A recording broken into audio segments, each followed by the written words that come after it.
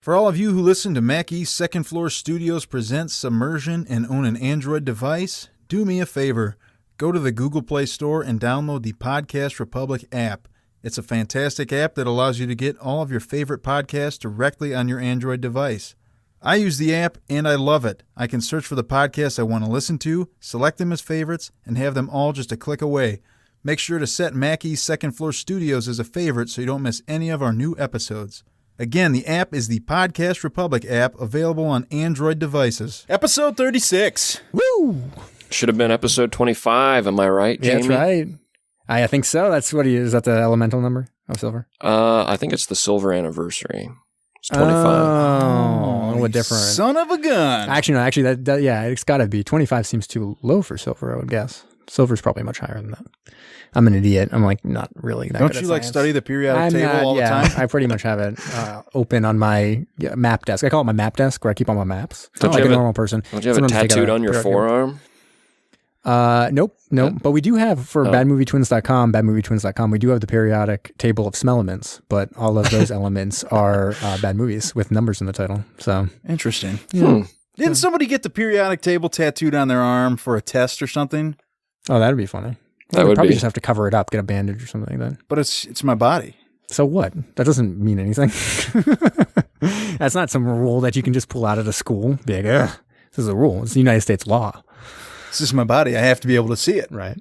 I do want to let everyone know I am drinking a delicious pumpkin ale right now because it is the fall season and we're getting some pumpkin spice everything. And I know it's like really played out to be into all the pumpkin stuff. It's so good though. But I love pumpkin stuff. Drank pumpkin coffee this morning. I love pumpkin bagels and I've got my pumpkin beer right now. I bought a 12-pack of summer shandy just to spite the fall. Ooh, you're my kind of man. I'm way more into the fall stuff. I'll tell you what. Spices and flavors. Pumpkin, that beer. Oh man. Who's that one by? Southern Tier. Okay. Yeah, that one's Really I've had that. delicious. What's the purple one they have too? There's like two big bottled ones. There's the pumpkin and there's the... Oh, shoot. You know what I'm talking about, right? Big purple bottle. Time. So the trick is just plugs for free. Yeah, get out of here, Southern Tier. the trick Not a is just to sponsor. ask a question that you guys don't know the answer to, and then we can get onto the Or episode. don't want to answer. I was just like, let's move forwards. What are your guys' All thoughts right. on Brett Kavanaugh? Get What began as an innocent conversation among friends would soon spiral out of control and later be referred to by future generations as the eighth wonder of the modern world.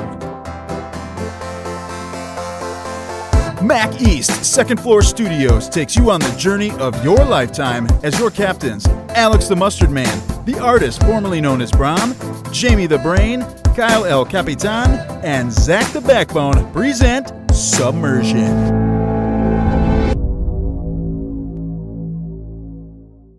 So what movie did we watch, Brom? Silver Fleet. Silver Flame. Wow. Straight. No straight. Didn't say Top Gun. Didn't say anything Just different. kidding. Top Gun. Gold Shore. Nope. Silver Fleet. So The classic 1943 Dutch, British, German film. I don't know how you'd really I describe think it's it. just a British film, really. Yeah, all British things film considered. about the Netherlands. Yep. And it's black and white, and it has And it's old. it's very old. The it's funny. Same year My as wife was like, Destination "What the hell Tokyo." are you watching in there?" She's like, "Everybody's enunciating everything really different, and they all talk really fast, like this, but they say it very clearly." Yeah. So it's very theatrical. I feel like British film at this point was very theater driven because the British theater was very popular. So like Richardson himself, the main character, Ralph Richardson or whatever, he was like a huge stage actor. So it kind of plays that way a little bit. A lot of set pieces, a lot of kind of like that dinner party is like at the end is kind of a good example of that, where like that would clearly be something you could set on a stage, being like, my dinner party as I convince people to get onto the submarine. Whoa! Hey, whoa! well, there's no spoilers there, okay? That's true. Yeah. But yeah, what do you got as some stats for it? Got some good stuff? Let's see. Ralph Richardson, for Ralph sure. Richardson is Von Leyden. Yep, Von Leyden. And then you got IMDb score of 6.9, so that's pretty good. Yeah, How many out of boats? about 300. I was gonna something say boats. it's not a very People it's not don't a really very go on- well known film. Right. In the end, it was made by some very famous people. In terms of British cinema, but this was kind of one that went by the wayside at the time because they I don't want to say abandoned the project, but they moved the project over to a couple other writers and directors to get done, even though they had developed it. And I'll talk more about that, like the creators of it. And opposite our leading man of Ralph Richardson is Esmond Knight Oh yeah, as our monocled Nazi. and he was fucking crazy, and I loved it. Like it was so weird and cartoony, I couldn't believe it. It was pretty great. It was incredible. And Googie Withers, A who great name. is not the mother of Carl Withers, which was what I was really hoping for. That is interesting. I didn't think about that. I've just been watching Googie. Arrested Development, so I thought, He's in that, yeah. maybe. Well, I just watched The Predator, so Did that's you- tangentially related to Carl Weathers. Yes, it So, is. yeah. Did you know Esmond Knight, though, our monocled Nazi, was blind during the filming of this movie? I have that in the trivia. He was completely blind filming this film. Really? Yep. So he had been Nuts. completely blinded by an attack. He was on a ship during World War II that it got a shell. The shell didn't explode, so he wasn't killed, but it going through the ship, basically through shrapnel that hit him in the face. And then he was blinded. One eye he completely lost. The other one he just couldn't see out of. It was presumably some kind of detached retina or something. Because then he was able to have surgery several years later that restored his eyesight in that eye. So I'd assume it'd be some kind of detached retina. Wow. Yeah. So, but he was completely blind at this time and performed completely blind for several years before getting his Seriously? vision restored. Yeah. That's unreal. Yeah, it is pretty crazy. But you can tell in the movie, like I was aware of it going into it because I read some of the trivia and stuff. And you can tell in the scenes. It's actually pretty crazy. There's a couple times him kind of being led by the hand, and then clearly some choreographed stuff that a couple things were like slightly off. So it looked a little odd if you were looking for it, but yeah. But as somebody who's unaware, it wasn't super noticeable. No, he just, But you did see he had the one eye shut all the time. Yep. He had the monocle on the one, probably because it was a little reflective, maybe detract from that or something. yeah, maybe, I don't know. But All right. he was crazy. Sometimes I loved his performance because he was like super cartoony and it was crazy. It's like having a cartoon Nazi in the middle of a live action film of him being Yes. God. And then, but like other times I'm like, this is a little too cartoony. Like, this is like weird. He's like eating soup at one point. And you're like, what the fuck? Like in this middle of the that serious scene was, film. that scene was kind of So crazy. weird. At the time he's like talking to a child with like a lollipop. He's like, oh, who is Dean? Oh, they're talking about a dog. Oh. Yeah. It was great. Anyways, great movie. I don't know. It had a really cool 12 opening inches. quote. Great. Oh yeah, what was that? I didn't write that one down. It says, I know death hath 10,000 several doors for men to take their exits. Yeah, so I didn't write down what that was from, but I know it's a quote from something, a play, I think, something like that. And they also, opening shot was a miniature U-boat. A little unfortunate. There were clearly minnows. Yeah. It was clear. I thought it was going to zoom out and it'd be like the opening scene would be kind of a framing with an aquarium or something. Not. But like, nope. And then you go inside and you see a whole bunch of people on the submarine dying. They're going to die. They're stuck on the bottom of the ocean and they're all running out of air. And you see one guy in particular kind of zoom in on him. And we come to learn that he's our hero, our titular hero, the Silver Fleet himself. But what was his name? Van Leyden? Van Leyden.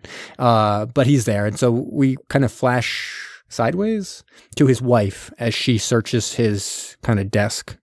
We don't know at this point what she's exactly looking for, but she stumbles upon a journal. And in that journal is an explanation of what is happening in the movie, what's going to be happening in the movie. So it's kind of a little framing device. So we go back in time to the beginning when the Nazis invaded the Netherlands.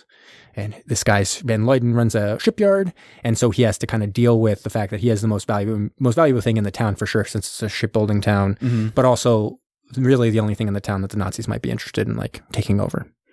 Yep. Yep. And he even was working on some projects prior to this. He was going to build submarines. Yeah, he's making submarines for the British or something. I think that must be right for the Allies.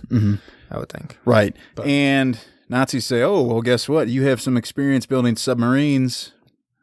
we happen to love submarines. Yeah. So you're going to work for us. And he kind of ends up, you can tell that he's very conflicted. You don't want to become a collaborator. They've just taken your home country. So the country's been more or less dissolved. And now you're going to be someone working with these people who come in and conquer your where you live. And that sucks. And so like, you know, he clearly doesn't want to do this, but it's that tug. And this kind of plays in a little bit to the development of the film as well. Like apparently in the original draft of this, the Nazis were much more evil, doing much more evil things, and they kind of tone that down. So you do get I think you get a little more in the final product of this, like almost seems a little propaganda-ish of being like, no, sometimes it's okay to like be collaborative as long as you like secretly like fight back. Or undermining them. Right. So like you get a little bit of that. He doesn't want to, but he goes to his school where his son is, and they're telling a little story of this guy named Piet Hein, who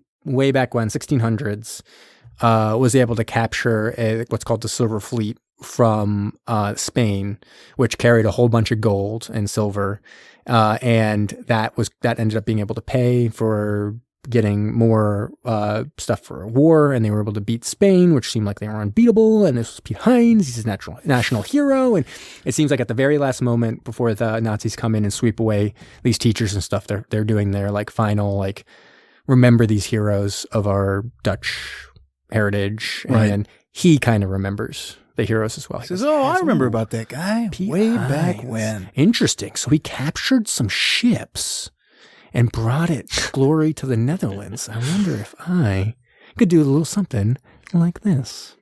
Uh-oh. But we also see that some of his fellow countrymen are trying to get food. Yeah. And they are on a ration system. Yeah, it's basically showing a little bit of the Nazi strategy at this point. Mm-hmm. They're starving the people. No one wants to work for the Nazis, so they're all quitting their job, and no one's there to work the shipyard and make these submarines in the end. But you know, how do they get someone to work? You starve them or whatever. So if you don't work, if you don't have a work card, guess what? You're not getting your rations. Yep.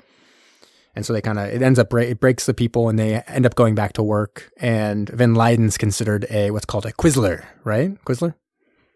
It was a weird word. I think it was some of the stuff Quisler. was hard to understand. Yeah. It's a Q word for sure. Yes. I think it's Quisler. It's like a Twizzler, but like about quizzes. It was actually when they asked questions along a Twizzler. What, asking questions along a Twizzler? Yes. Well, no, because I hate Twizzlers. Hey guys, You really? riddle me I this. dislike Twizzlers. What's that? Here's a Quizler. Here's a Quizler. It's a new character. Yeah. If quizzes are quizzicals, then what are tests? Oh. Testicles. Oh. We'll just edit that We're out. right. Very nice. That is correct. That was my Jamie joke for the evening. Oh, thanks. But he's considered a Quizler, a collaborator with the Nazis, and everyone kind of hates him and his family at this point. But you also see other people in the town kind of dealing with the same situation. There's this one guy whose daughter is kind of taking care of stuff because he's refusing to work. And she's basically like, get your ass back over there. You've got like a whole bunch of kids. And right now your like daughter's taking care of shit. So like, what would mother think? And her mother clearly passed away. What would mother think if you were just like doing this? And he's like, I'm not going to do it. Like, I'm not going to like betray the family and stuff like that.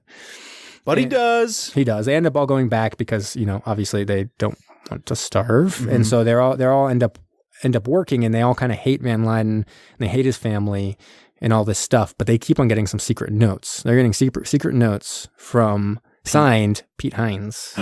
No way. Yeah, PH. PH is letting them know, like, just hold out. There's going to be, I think, 12 or something people on the boat? 16, something like that. 12. I think 12 men. 12 men are going to be going on the first voyage of 107, I guess. The sea trial. Yeah, sea trial of 107. And he has a plan basically going to be set in motion in terms of taking that motherfucker out. Yeah. By out, I mean actually to Britain or whatever. That's right. They're gonna mutiny the Nazis straight up, and they're gonna steal that boat, sail it on to England. Yeah. So they don't really. What? Yeah, the Nazis don't really care because they're checking everything, and they're like, no way they can overpower a bunch of Nazi warriors. I mean, we are fantastic. So don't worry about it and all this. But they start to put the plan in motion. So the plan essentially is, okay, they need food on this sea trial. So it's going to be lunches brought for all the men. Mm-hmm. And in that food, they're going to be putting guns. Yes. And so they're going to be able to take out those guns, take everyone hostage, put the Germans back in there, and they have enough people to pilot the boat to the UK. And they start to set this in motion with a few of the guys who've been getting these notes. And so they're all at like the grocery store.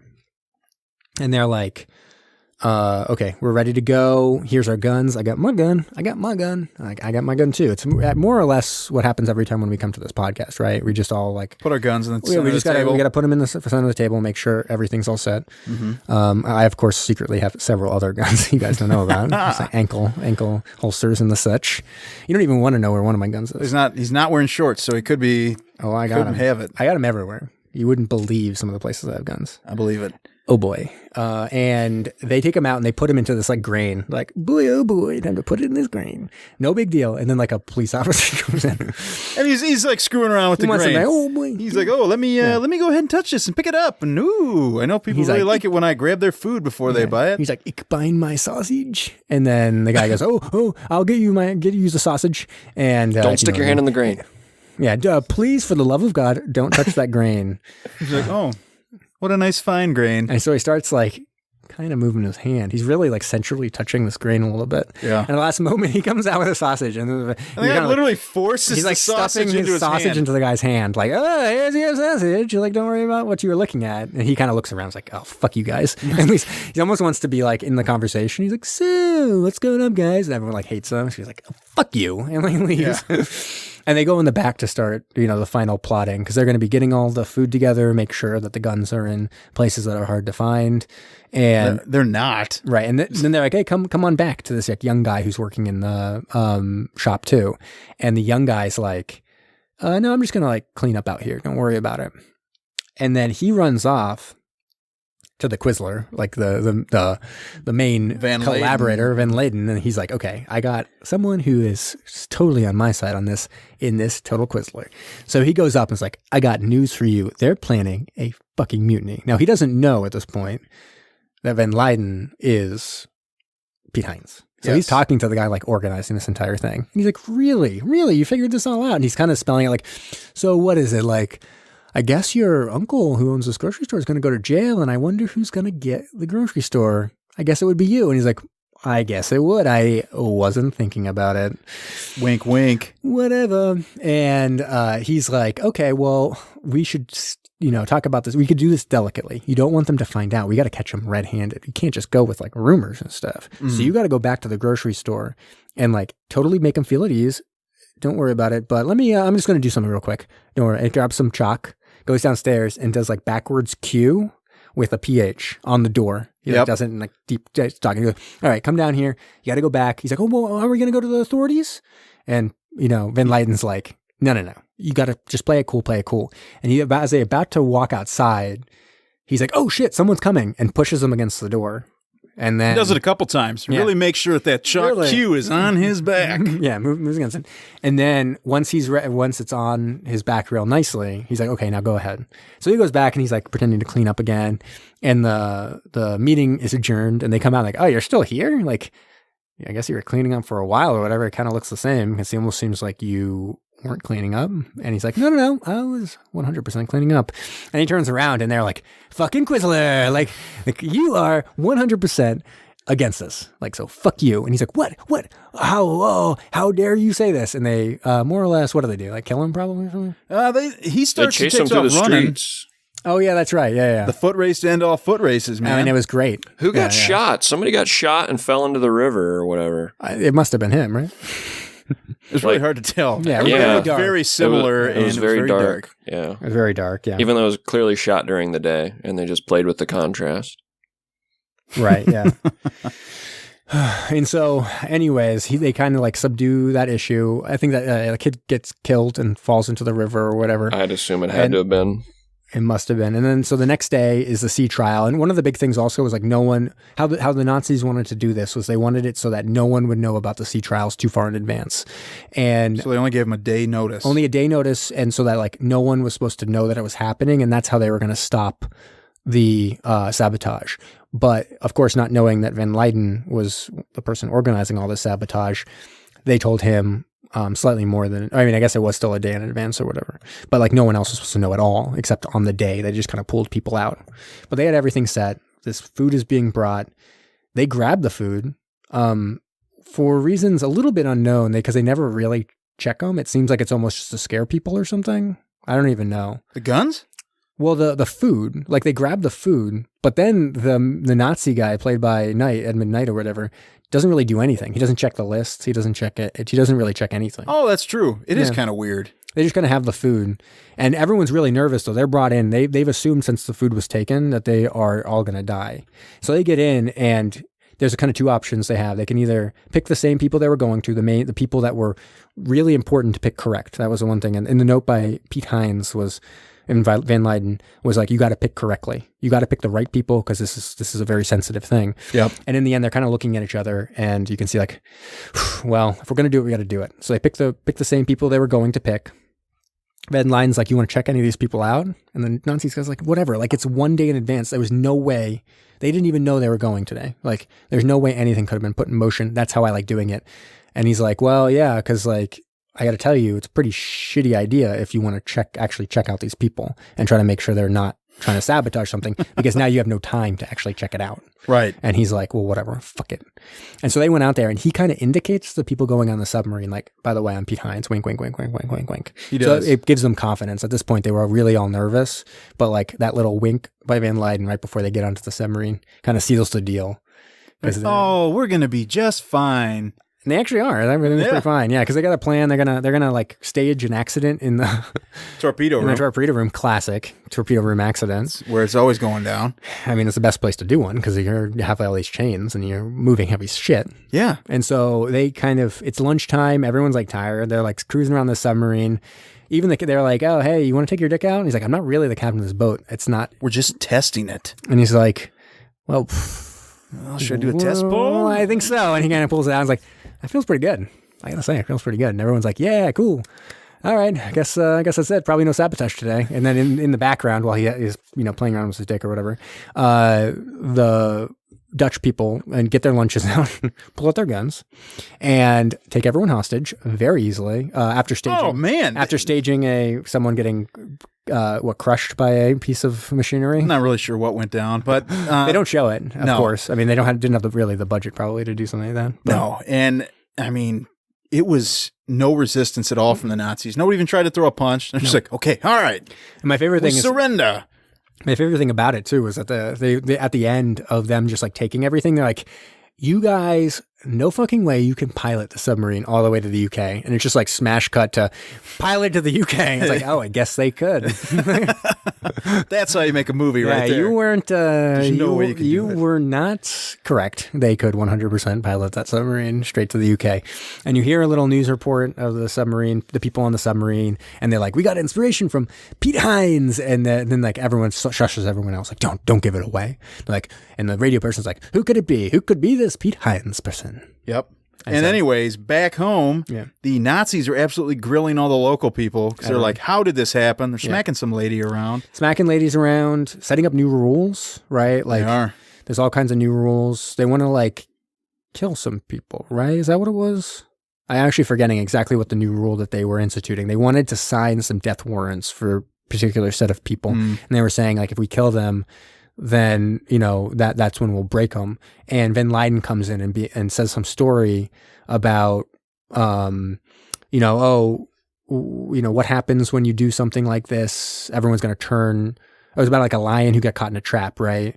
And it's like, oh, you think you're king of the jungle, but then the lion who got caught in this trap lost its tail. And so all the other animals, when it came back, he was ready to be king again. And all the other animals were like, look at that ridiculous animal without a tail, and ripped him apart. And so it's like, wait, is this really? I don't even remember this at all. Come on, Kyle, did you even watch? Yeah, I remember it. Yeah. I must have blacked out. Probably because you were like, this movie's so good, and you got an orgasm, and then you fell asleep. That's what happens a lot of times. Pretty much. Halfway through the movie. You miss most middles of movies because you have an orgasm right in the middle. Yeah. And then you fall asleep for a while. This is the part of the movie that's so good. And so, I think that the moral of the story was basically saying, like, you don't do this because you're going to, once you get the ire and look a little ridiculous, like you're kind of overreacting to this and you're killing these like country people. Mm-hmm. They're going to be like, look at these, ridiculous, terrible people. Let's like overtake them. We are bigger than them. They are just puny nothings who have to resort to this kind of violence in order to kind of try to control us, and they're going to rip them apart or whatever. And he even writes in his journal, because we keep on seeing little snippets of his journal. No voiceover to let us know. It's actually, you had to kind of like read it. My word. It was hard to read. It's really sometimes it was missing words. Ancient and stuff. cursive. Yeah. You couldn't read that for anything. No. I have to keep pausing so I could sit there and read it. Yeah. And I know my mother would be cursing me because she always says, you just need to, everybody needs to know how to write and read cursive. Like, got him. That is going by the wayside. It's true. We don't need it. But I actually, whenever I type something out, I type it in cursive. Oh, that's great. I'm sure people love you. some nice report. You're like, what the hell? God damn it. Got us again. Yeah, but even he writes like, I can't believe it worked. Like that was his first line after tricking these people with a story was, I can't believe that worked. And basically everything goes back to normal. The Nazi guy who's running the town or whatever, the kind of ridiculous person who's always like eating something and looking stupid, seems to really like Van Leyden. He's they're buddy. Yeah, he like loves Van Leyden. He's like, this guy's like helping me build submarines and like he's keeping everything in line and giving me advice. And people seem to not be that, he's getting people to work. Like we were struggling to get people to work, and now people are working again, and everything's cool. Even though a bunch of other Nazis in the group were like, isn't it a little suspicious that he's here so late all the time? B, somehow, even though it was the day before the first sailing of this submarine, it was still able to be sabotaged.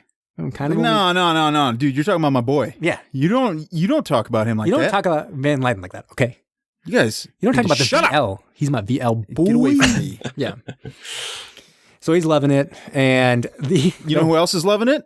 Not his wife and not his son, because they keep on getting beat up and his son loves Piet Hein. Oh, sure. Yeah. His son loves He's like, this guy is the best. Daddy. Yeah. He is so cool. Why can't you be like Piet Hein? Yeah. He wants to celebrate Piet Hein, but none of the other kids are letting him celebrate because he's like, your dad's like he betrayed everyone. Piet Hein's the best, though, not knowing that, of course, his dad is Piet Hein. And they knock that kid the F out. All the time. He's got a lot of concussions at this point. You could almost make it a comedy. You just keep seeing him, keep showing him another black guy. That would be funny to you? Yeah, it'd be a funny movie. Interesting. Yeah. Huh. Anyways, but he wants the kid to drink milk to get like big and strong, and so like one of the things is like, oh, we're gonna cheers Piet Hein, and he's like, oh, we got to stand up. If you're gonna stand up, you got to stand up for the person you're cheersing. The only person who can sit is the person you're cheersing to. He's like, well, I'm hoping Piet Hein's sitting somewhere. Like kind of being a joke that like, he's Piet Hein, baby. Yes. Then he goes and like, oh, finally, I got to go and do the thing that I love doing the most with my wife, which is brush her hair, and sits there brushing her hair like a whole bunch of times and is like, don't you worry, you just got to trust me. Like, remember what happened to that picture of the queen that we had? We didn't throw it out. We put it in a drawer. And she's like, I actually checked in that drawer whether that picture was still there just to know that you hadn't gone like so far to the bad side. This was so funny to me because should we all have pictures of our leaders in our bedrooms at all times? I think that used to be much more of a thing. I know. Can you imagine like, all right, before I go to sleep, thanks for looking at me, Donald. I actually think we probably should get one of those for the podcast booth. Just have it hang right here. Yeah. You got one of those, Brom? I do not. I would say, I feel like leaders back in the day were a lot more moral than they are today. Today, they're all just like corrupt politicians and all that. You like those inbred queens and kings and stuff? Yeah, absolutely. Straight up. That's the only way to go, man. Yeah, you want them inbred. Got to keep them bloodlines pure, baby. Yeah, you want them so weak from inbreeding that you know you can overtake them, but then they're just like these weirdos that rule over the country. Mm-hmm. Like, sweet. That's our queen with 17 fingers. The royal glove maker. Yes. That'd be rich. Someone else comes, hey, can you make me a glove? Not really. I'm going to tell you, I can make one type of glove and it's not going to fit those fingers. It's only fitting those fingers. Shit. Oh, my word. But also during this, his wife says, ooh, it'd be a real shame if something happened to that U-108 that they're going to be putting to sea trial. Maybe if there was a bomb on board. What? Yeah. So he's idea. And he's been saying for a while, like, you can't get close to it right now. Like, they're heavily guarding it, and no Dutch people are going to go on the first ship or first sailing experiment with it. So, like, he's really trying to figure it out, and he has a brainstorm. He's like, oh shit, I have an idea. And so he goes down. He's going to plant a bomb basically and set up this weird, like a trigger, by replacing some circuitry in it, and kind of put some dynamite in like a turny wheel. And he's trying to make it so it, like, I don't think he would have had to set up the circuitry necessarily if he knew he was going to be on board, but he was trying to set up an automatic trigger when they turn a knob at some point when they're diving or something, it would automatically explode. Later that becomes moot, but he starts to build this kind of stuff with the idea being, okay, the only thing I need to try to get, and the most dangerous part, is a bunch of dynamite. But as long as I can get the dynamite, I have the circuitry set up, I have dynamite inside of this fake kind of wheel. I would turn the wheel, the dynamite would hit something and explode. And that's like his plan or whatever. Yep. And so he starts it in motion. He's building this thing in his basement. And we're pretty close, actually. We're getting there. And he's like, eventually, one guy's like, he's replacing the circuitry on the submarine. Like, are you sure he's not a bad guy? He's like, no. And the guy's like eating, he's like eating soup or some shit, like looking very ridiculous. Aggressively. And just like, it's amazing. The noodles are like just spilling down on him. And at the same time, Van Leiden's gotten word that there are a bunch of his like employees who are planning to bomb the shipyard. So they have a bunch of dynamite stolen from the shipyard, and they're going to blow it up. And they have an idea who it was, and they confirm it. And eventually they get an idea of exactly where it is. And he, at the very last moment, like literally a minute before it explodes, he's able to go and disarm it. And you're like, oh shit, Van Leiden like kind of saved the shipyard. But he keeps on saying like, it would have been a moment. They would have all been executed. Shipyard would have blown up, but the work would have still went on. Like eventually they would have cleaned up the shipyard. They would have finished 108 and it would have sailed. The goal is to destroy 108 and try to destroy as many people on 108 that are important as possible. And so everyone really hates him at this point. Even his wife is like, what the fuck? You basically screwed your neighbors and your friends to save these Nazis, to save the shipyard by disarming. You personally disarmed this. And he's like, just trust me, for the love of God, trust me. And he just hopes that the person who they stole the dynamite from, who they ended up stabbing, never wakes up to reveal exactly who it was who stole the dynamite. And it's like, okay, we're banking on this person not waking up, dying, and then these people will be safe because they'll never actually figure out who stole it or whatever. And he's like, oh, okay. No, they're so thankful. They're like, you're going to go on our sea trial with us because we love you. You are the best. And they hug him like really tight, like almost too tight. Like it's actually like weird how long and hard they hug him at a certain point. They're just like hugging him a lot. And you're like, oh man, like, oh. You can tell he's just like, shit. He's like, oh man. I got to go on the sea trial? With all these, no. Anyways, and they're like, hey, why don't we have like a big old dinner party too, just so you look even worse to your countrymen. And it'll be at your house. And he's like, God damn it. Okay, yes.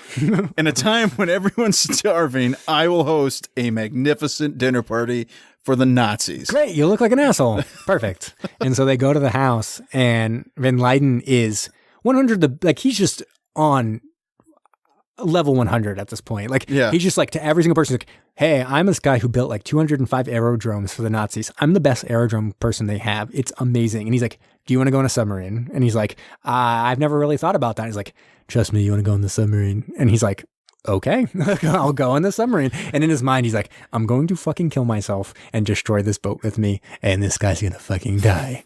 Yes.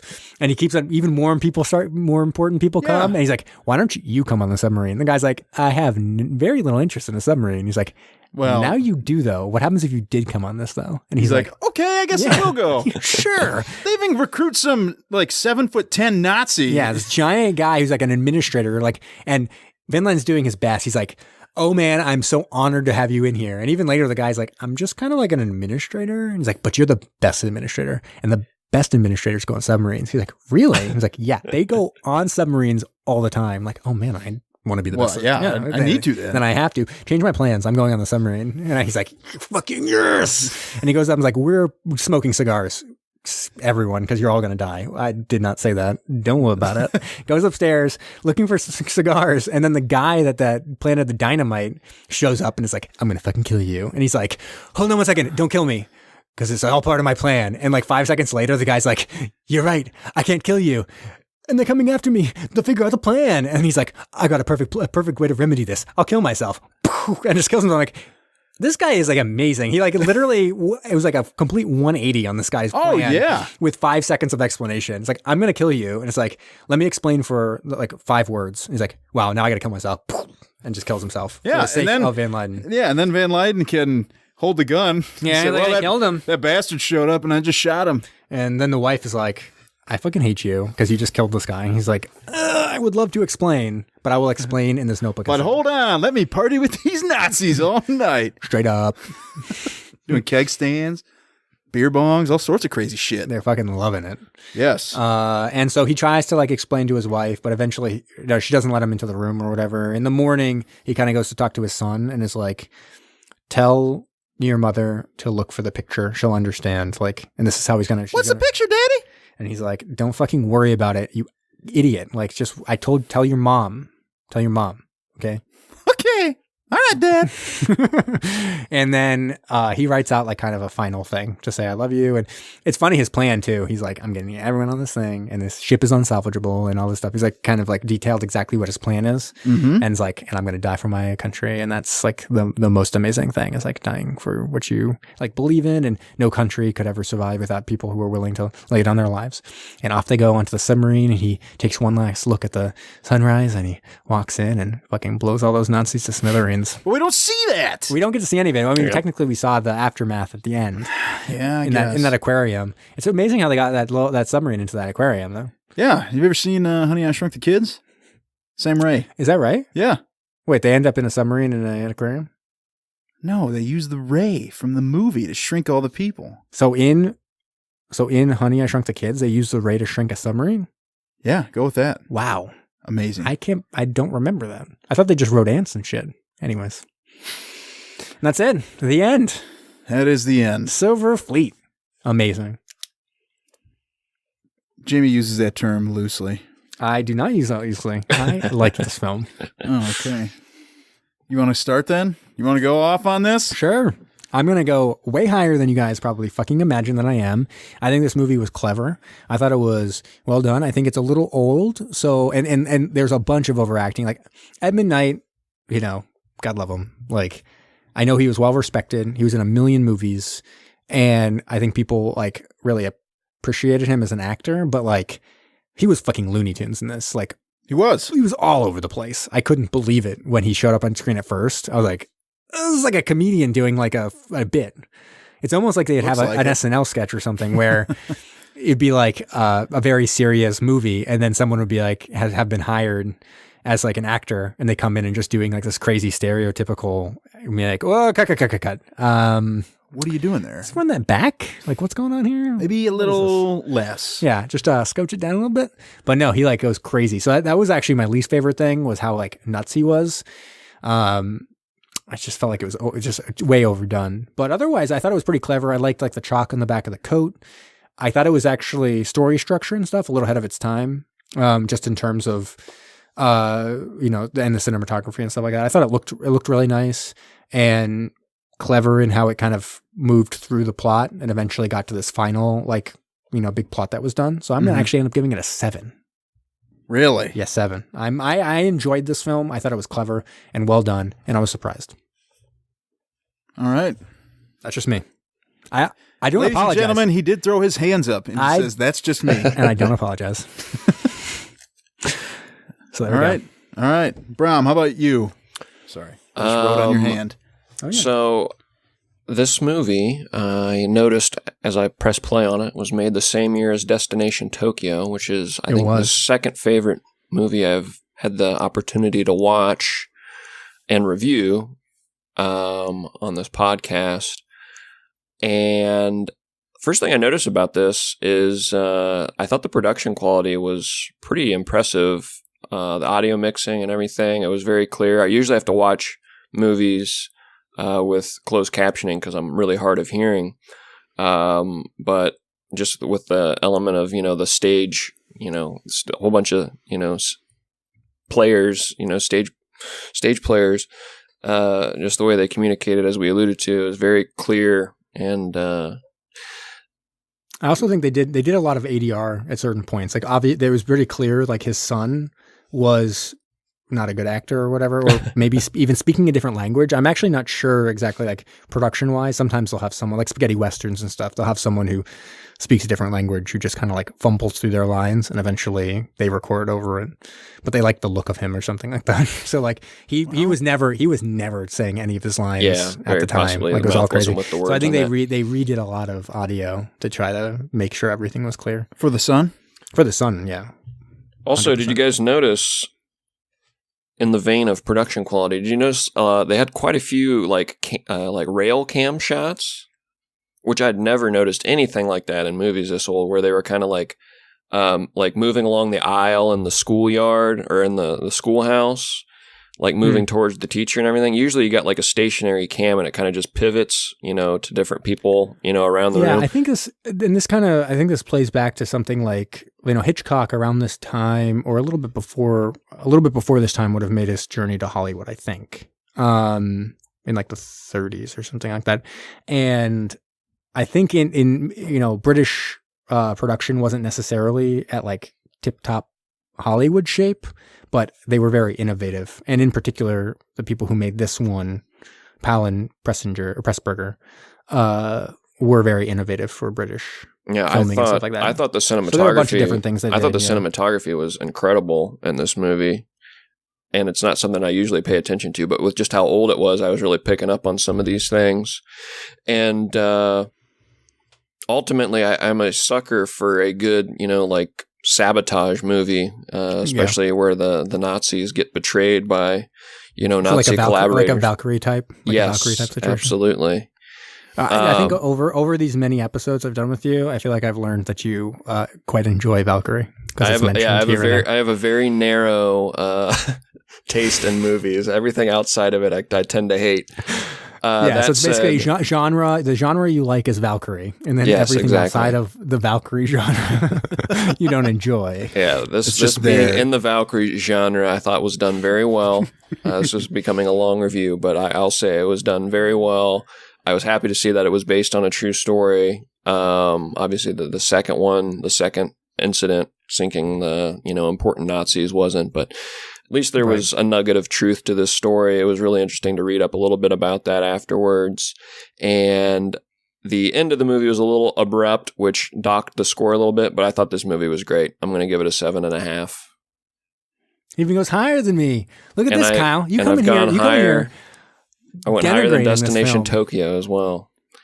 See, I went lower than Destination Tokyo. I did like Destination Tokyo more than this, just because I think Destination Tokyo surprised me at like how much I invested in the movie. Like I invested in the characters, I invested in the mission, I invested in all that stuff, and I just really bought into what I had said at the time, the movie magic of it, where it was like I kind of went past the being like I'm watching a movie into being like I'm watching something that I'm like wondering what's going to happen next and what is going to happen to these characters and stuff like that. Whereas this was still kind of appreciating the construction of a movie.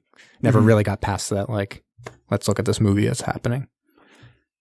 And then Kyle, what are you going to give it? Like a 0? No, I'm not going that low on What, a 0.69? I wasn't blown away by this. Like a 6.9 inches?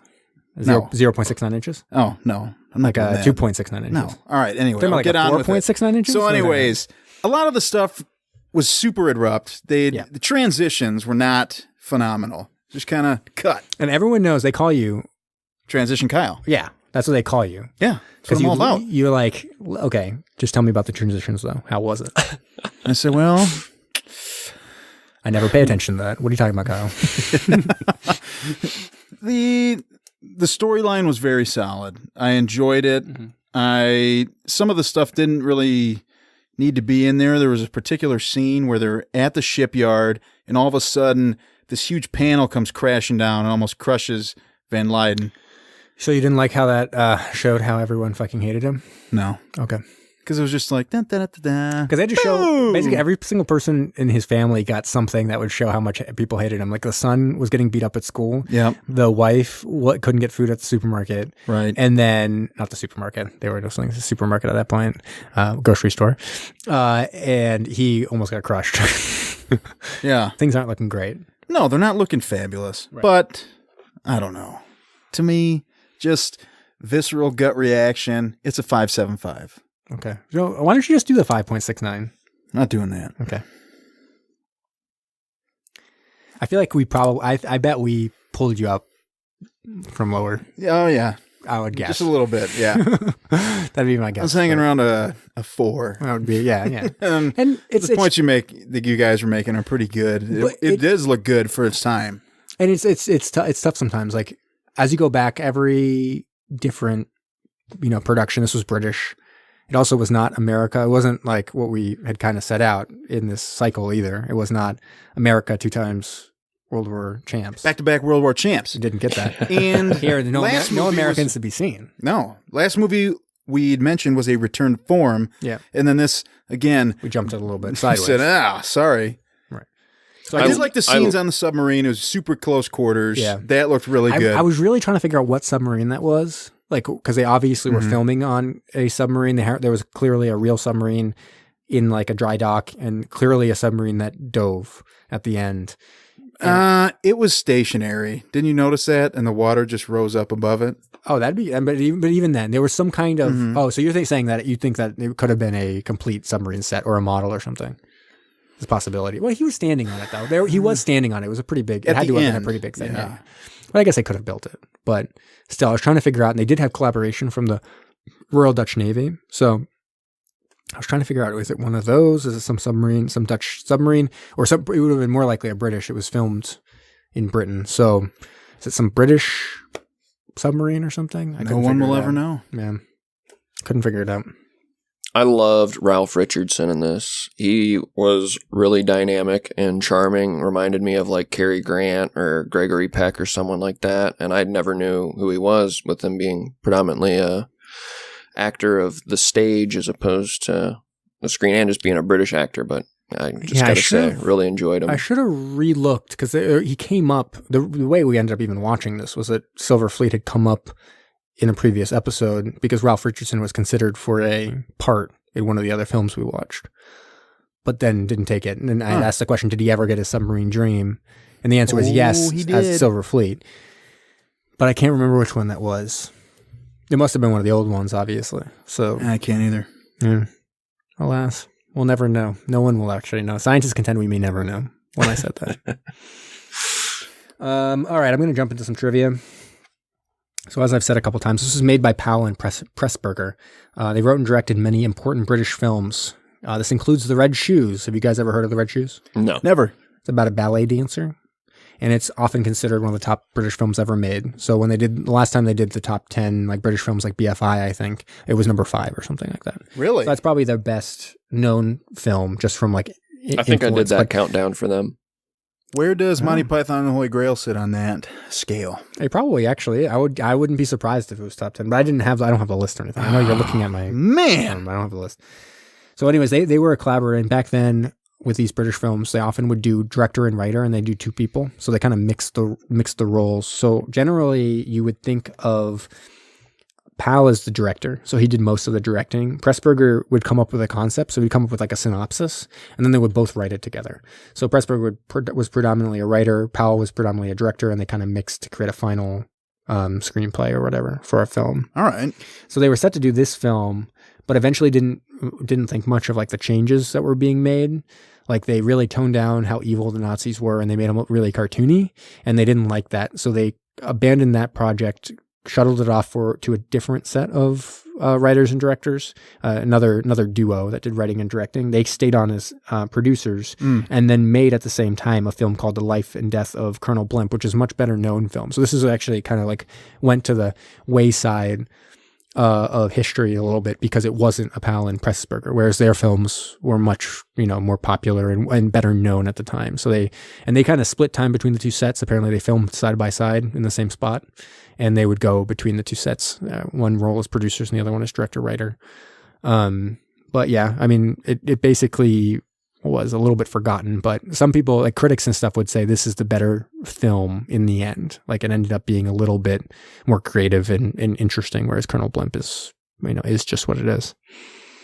All right, so Peter Peterson Hein, 1577 to 1629, was a Dutch naval officer and folk hero during the war between the United Provinces and Spain. In 1928, Hein captured a Spanish treasure fleet, the Silver Fleet, loaded with silver from Spain's American colonies and the Philippines. 16 Spanish ships were intercepted, and Hein captured over 11 million guilders of booty, comprising gold, silver, and other trading goods, plus some sexy booty, without any bloodshed. And they were able to take it back and help them in the war. Really? Mm-hmm. That's pretty impressive. Pretty impressive, which is why he got this film made. I think they used that money to make this film, and it cost 11 million guilders to make. You really saw it on the screen. All right. Anyways, Esmond Knight, who had lost an eye during the war, he was on as I said, a ship called Prince of Wales, I think HMS Prince of Wales, that exploded and blinded him. Had not yet regained use of his remaining eye when he played the role of von Schiefer. Playing his part completely blind, there's only one scene where it's obvious. And it occurs when he has to walk through a doorway, and he's holding hands with the guy behind him, who steers him to the place where they start to sing. Oh, I do remember that now, because I thought it was kind of strange. Yeah, but then he was able to get surgery and continue his career afterwards. Powell was a great fan of Googie Withers, gave her a first break in film in One of Our Aircraft is Missing, which is a very popular film, I guess. Proud of her success, he later wrote, "At last, people realized what I had known all along, that her beauty had an erotic quality. Yeah, strange and provocative." Googie. They got it on. Fleet. Yeah, so she was able to play opposite one of the stars of London stage at the time, Ralph Richardson. He was a very famous stage actor. Finally, Piet Hein. He signs his name with a P-H. Piet Hein. Are there any other PHs that would have been good in this film? So what about Philip Seymour Hoffman? I thought you were going to say Phil Hartman. That may be coming up. Could be coming up. Oh, What about Philip Seymour Hoffman? Philip Seymour Hoffman. I like him in a lot of stuff. He would have been a bunch of the different roles he would have been really interesting in. Like von Schiefer, like as the Nazi. He would have been interesting as the Nazi. He would have been interesting as one of the plotters, like the grocery store owner or something like that. But I could almost see him, because he is pretty charismatic. Yeah, he is. He could even be Van Layden. Yeah, he actually would be a good Van Layden, because you could play it off as being like the unsuspecting saboteur. Yep. He kind of has glasses on. Maybe he looks a little bit like a accountant or something like that. Accountants suck. Am I right, Kyle? Hey. And whatever. and he, kind of unsuspectingly, takes over shit. Yeah. It's like a badass. And then what about Phil Hartman? Oh, Phil Hartman. Yes. He would have been good Van Schiffer, right? As a Nazi? Is he in, Phil Hartman's in the movie Carpool, right? No, that's Tom Arnold. Oh, shit. Why can't I think of Phil Hartman? That was like the first name that popped in my head. Comedian, died a number of years back. Got murdered. Just by being a comedic character, I guess he could have played the von Schiffer. Yeah, I'm not going to... It's obvious that he does look like Tom Arnold, but Phil Hartman is a distinctly different human being. Okay. Yeah, he'd be a good Nazi. Okay. He voices, one of the famous Simpsons characters, whatever. Anyways. What about... I'm going to skip this one, because I don't know do you know who Pete Holmes is? Pete Holmes. No. Okay, what about Paris Hilton? Who would she have been? All right, Paris Hilton would have been some kind of weird dominatrix Nazi. Tokyo Rose. Really? I think she would have... Tokyo Rose, good one. We're listening to Tokyo Rose. Really? Why? It was specific. I think she would have been the daughter that kind of is always like, hey, what would mom think? Could have been, yeah. Yeah. What about Prince Harry? All right. The newly married. Yeah, now he did go... off the market, guys. Don't worry about it. He did go to a Halloween party as a Nazi. Good. Correct? So he's already dressed for the part. Yep. You don't even need to spend money on your uniform. You already got it. You got to hang it in your closet. Perfect. So there we go. Von Schiffer, or one of the other Nazis. Mm-hmm. What about Ed Harris? So we're using his given name because he was born Pedward? Poseidon Harris, God of the sea. Oh, Poseidon Harris. Yeah.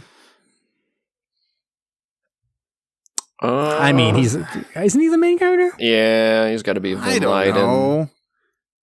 I would like him to be one of the saboteurs. I guess, yeah. One thing if they had more of a role in it. Yeah. I could see that because I think you might be right in the fact that he may, if he was like the saboteur, they may be like, he's obviously sabotaging us. Right, look at him.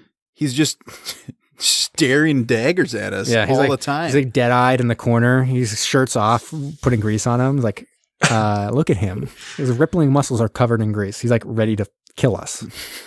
Somebody try to go wrestle him. We can't. He slips out of our grip all the time. It's like, oh, we're going to go sail on the one away. He just shows up, greased up with like a couple semi-automatics in his arm. Like, Jesus Christ. Are you sure you want to invite him onto the boat? I feel like he could take this whole boat by himself. Well, he built this whole darn thing. All right, and then quickly, a little Phantom Zone. Engage the Phantom. Phantom's engaged, sir. So Esmond Knight is in Superman 4. I saw that online. As one of the elders, presumably of Superman's home planet, probably. It also features Gene Hackman. We've seen him in Crimson Tide. Ooh. And then it's pretty easy from there. Viggo Mortensen was in G.I. Jane, which she's training for a submarine crew, with Jason Begg, who is in Phantom with Ed Harris. So very quick. Wow. That is a super quick jump. It does seem crazy. 1943, like British Dutch film where I can jump in like 4 steps to Phantom starring Ed Harris. That is, I mean, oh my word. It seems unlikely that was going to happen, but it did. 70 years later, who knew? Yeah. All right. It's worldwide. It's time for some subs worldwide. Did you keep it American for the month, or did you switch over to like a British one or a Dutch one or something? What are you talking about? For your subs worldwide. Oh, no, I switched over. You went to Dutch? Not for this. Oh. Okay. Because Nazis had taken over the boatyard. Oh. So you're doing a German one? There's a German one. Okay. They also love their submarines during World War II. So, this is the Type 14 U-boat. It's a mod of the Type 1XD. I don't know what the heck that stands for. Great. 9D maybe? Maybe. So, this was designed to resupply other U-boats, and it was nicknamed the Milchka. Oh, like the Milfka? You said MILF? It's the MILF boat? I wish. So how many MILFs are we talking, though? Well, this thing will hold 6 officer MILFs and 47 enlisted MILFs. That's a lot of MILFs. Yeah. It's also nicknamed the Milk Cow. Weird. There we go. Yes. Just keeping up with the theme. Yeah. So anyways, these things are 220 feet long, 2 inches, diesel electric. On the surface, they can cruise along at 14.9 knots. While they're submerged, 6.2. They can also travel 12,350 nautical miles while surfaced, only 55 while submerged. But they can dive down to 790 foot.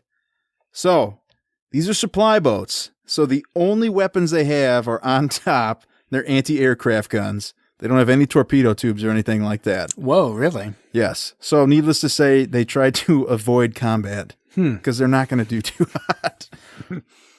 And because of their size, they could resupply a U-boat with 613 tons of fuel, 13 tons of motor oil, 4 torpedoes, and fresh food. Wow. So just to go back to that torpedo thing. No torpedoes. None. Not in the front. Not in the front, not in the back. So no party either in front or back. Nope. No party at all. Just a straight-laced, just like office working submarine. Basically. Wow. With anti-aircraft guns. Sure. I mean, that's fun and all, but you're also a submarine. So when you're under the ocean, you're not using those. No, you're not using those underwater. They don't really work too well. Or wait. Or hear me out though. Mm-hmm. Or are you? Ooh. I like where you went with that. Yeah. It's very progressive. Scuba diving, anti-aircraft. You put a plastic baggie over the front, you're probably fine. Oh, you're right. Just like twist it on. That'd be great. Yeah. So these boats also had bakeries on board. So when they would supply the other U-boats, they could give the people fresh bread. That is the weirdest thing I've ever heard. Right? Seems, I mean, I guess if you're out on patrol forever, you might want one. I would want some bread. I would love to hear, well, first of all, did any of those people who were bakers on like a submarine, did they survive the war? And then like them, being at like Nuremberg trials and being like, you were a baker. What did you do in the Nazi thing? I made really good pumpernickel loaves. And they were like, what? We got to taste this pumpernickel. And they were like, it's to die for. And he literally will. No. Execute him. One. No, this could have literally killed someone. It tastes so bad. You're fine. All right. So these were also large targets for the Allies because if you were to take one of these down, you could disrupt submarine operations. And sorry, again, what did they do? As like they deliver supplies. Okay. And the Allies were able to sink most of these by 1943. And by the end of World War II, they'd all been sunk. It's like whatever they call it, Black Spring or something like that. I can't remember. We see it in movies where the Allies shoot. It was just in. I watched that one. That's not The Edge of Darkness. The one that what the heck's the one with Gary Oldman? It just came. Oh, yeah. What was that one? Can't remember. Oh, whatever. All right, Darkness Falls. Right, the one with the tooth fairy. Yep, that one. So. You asked about people surviving, if there were any bakers. Not likely. So there were between 530 and 576 men who served on these. Thank you. 289 of them were killed on these milk cows. So not the best survival rate.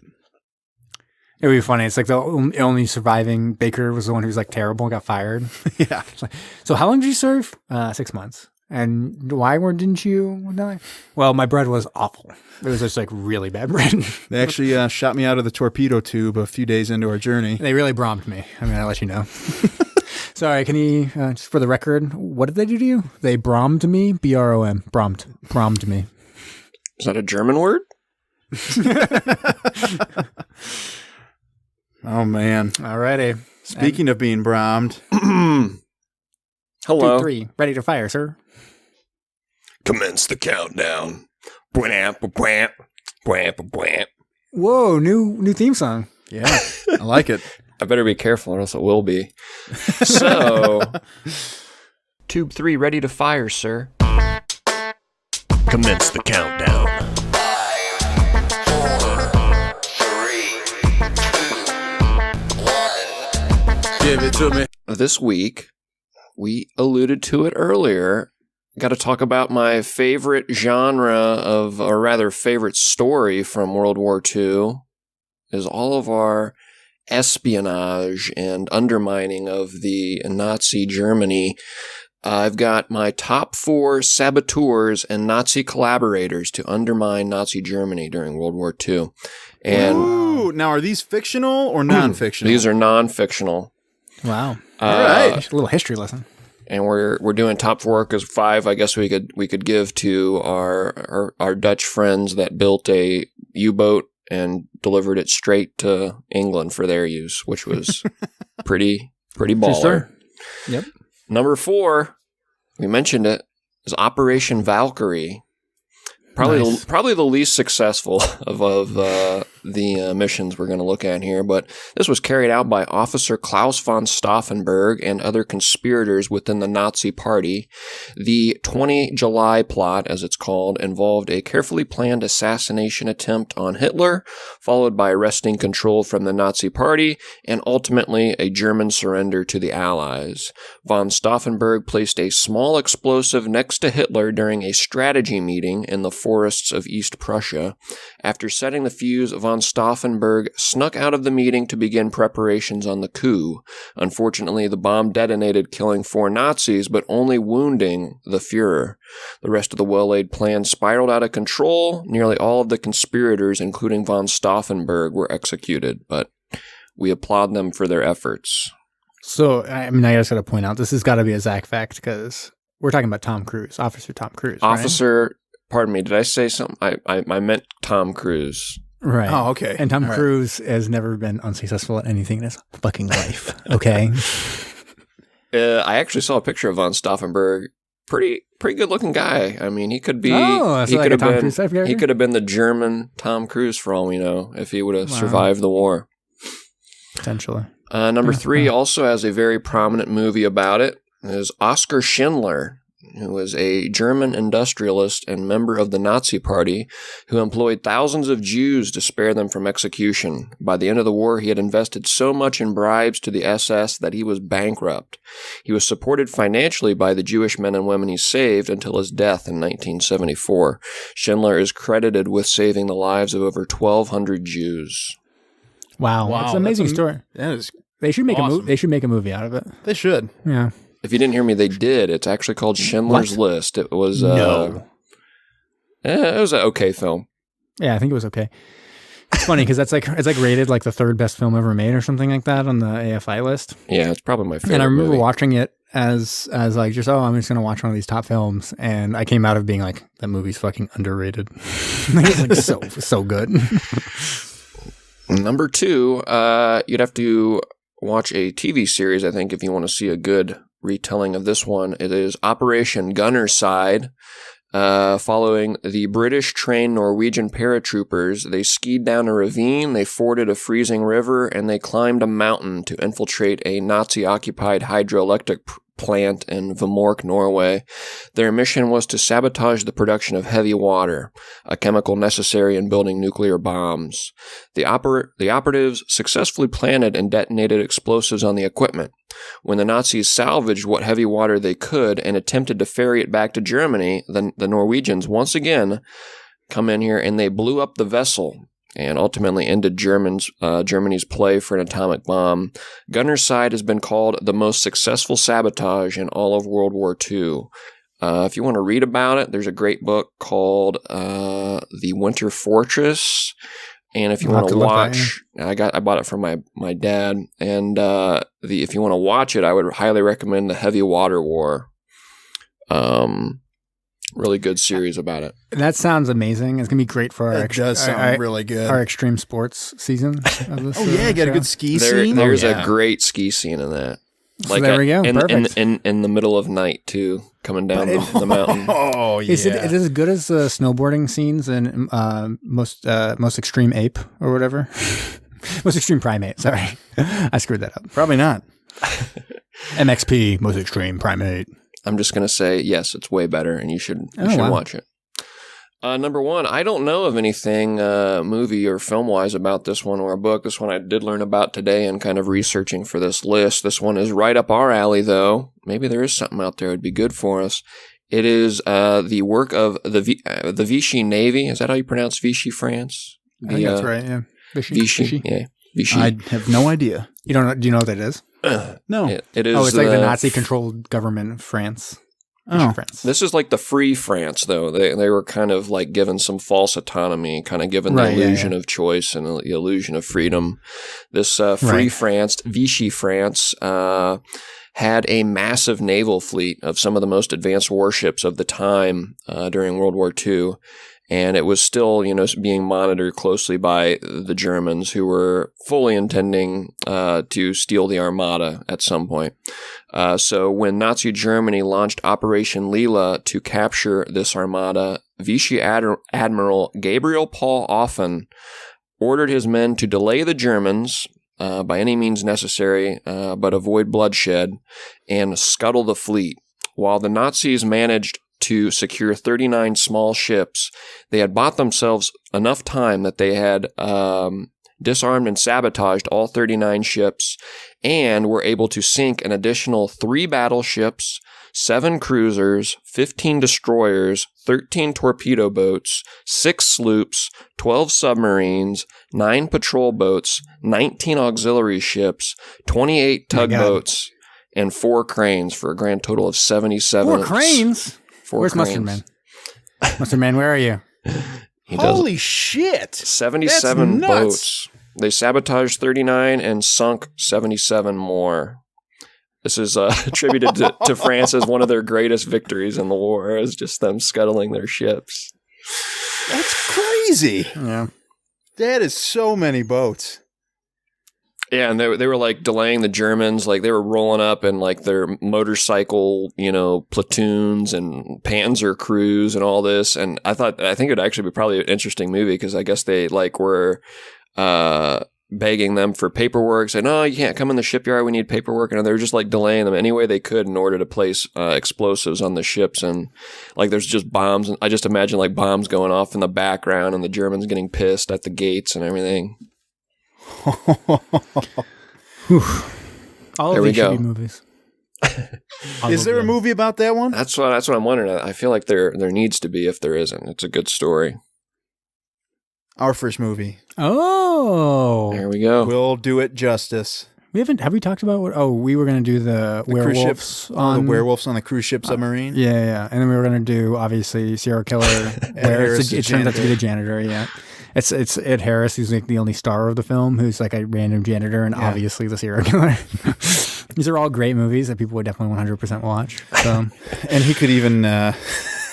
We could have some of the no-name actors and actresses just like throw ketchup on the floor. Sure. But hey, why don't you clean that up? I also think we should make an American reboot, I guess, of Das Boot, where it's only like an hour and 30 minutes, but like way more explosions and like a lot more like machine guns and like a lot more muscles.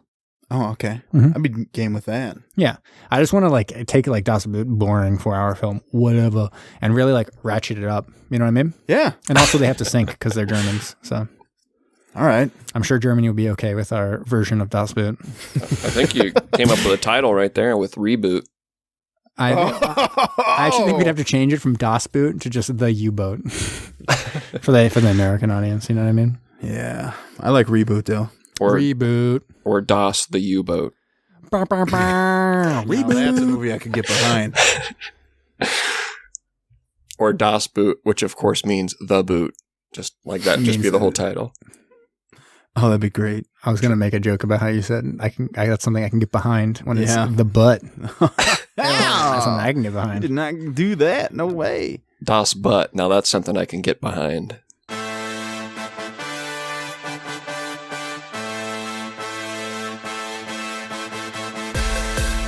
Thanks for listening to Submersion. Find us on SoundCloud and follow us on Facebook, Instagram, and Twitter. Can't get enough of us? Don't forget to subscribe for new episodes every Thursday. And if you like what you heard, please go ahead and give us a rating.